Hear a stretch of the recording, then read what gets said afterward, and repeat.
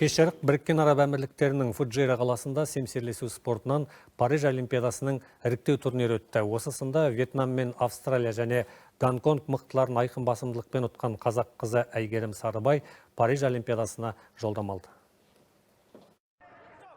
Астанада жастар мен 22 жасқа дейінгі боксшылар арасында Азия біріншілігі өтіп жатыр. Құрлық бәсекесіне 26 мемлекеттен 500-ден аса боксшы келіпті. Былғары қолғап шеберлері енді 10 күн бойы 13 салмақ дәрежесінде жүлделі орындарды сарапқа салады.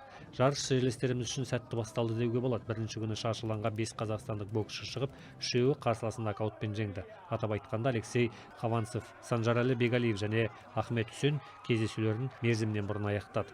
Алдағы күндерде осы қарқынды жоғалтпай, жалпы командалық есепте бірінші орын алуымыз керек дейді ұлттық құраманың аға бапкері Қайрат Сәтжанов. Яғни ұлттық құрама спортшылары кемі 7 алтын медаль жеңіп алуды көздеп отыр. Астанадағы Азия чемпионаты 7 мамырға дейін жалғасады. Алматы облысының Іле ауданына қарасты Ақши ауылында Қайрат футбол командасының бұрынғы ойыншысы Рамазан Естемесов еске алуға арналған футболдан республикалық турнир өтті. Заманында Сейділдә Байшақов, Тимур Сегізбаевтармен тізе қосып, жасыл алаңда жасындай жарқылдаған Рамазан Атымтайұлы ұзақ жылдар бойы Алматы облысының Күрт ауданындағы спорт мектебін басқарып, жас ұрпақты футболға баулыды. Ұлы жеңіс күні мерекесіне орай ұйымдастырылған республикалық ашық турнир 2 жас ерекшелігі бойынша өтті. Жастар арасында Жамбыл ауданының Аққайнар командасы топ жарды, ал 45 жастан жоғары топта Қарақыстақ командасы бірінші орынды жеңіп алды. Ауыл спортын дамытып, жас өрендерге жол ашу мақсатында бұл турнирді болашақта дәстүрлі түрде ұйымдастырамыз дейді футболшының ұлы Азамат Естемесов.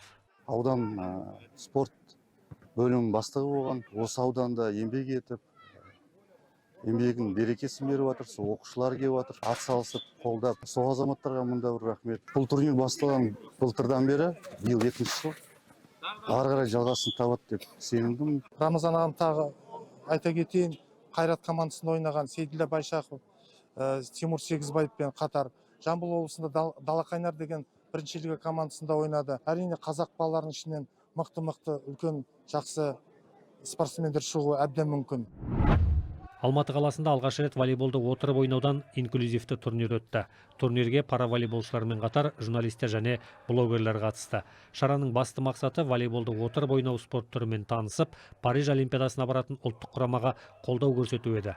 Волейболды отырып ойнаудан қазіргі таңда Қазақстан құрамасы әлемдік рейтингте 78 команданың арасында 6-шы орында тұр. Еліміздің спортшылары өткен жылы Азия чемпионатында күміс жүлде иеленіп, Париж Паралимпиада ойындарына жолдама жеңіп алған болатын.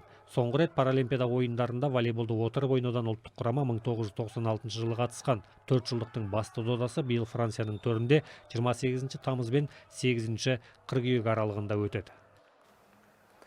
Стенд атудан Дохада өткен әлемдік іріктеу жарысында Эдуард Эщенко скейт бәсекесінде үздіктер қатарынан көрініп, Олимпиада жолдамасына қол жеткізді. Бүгінге осы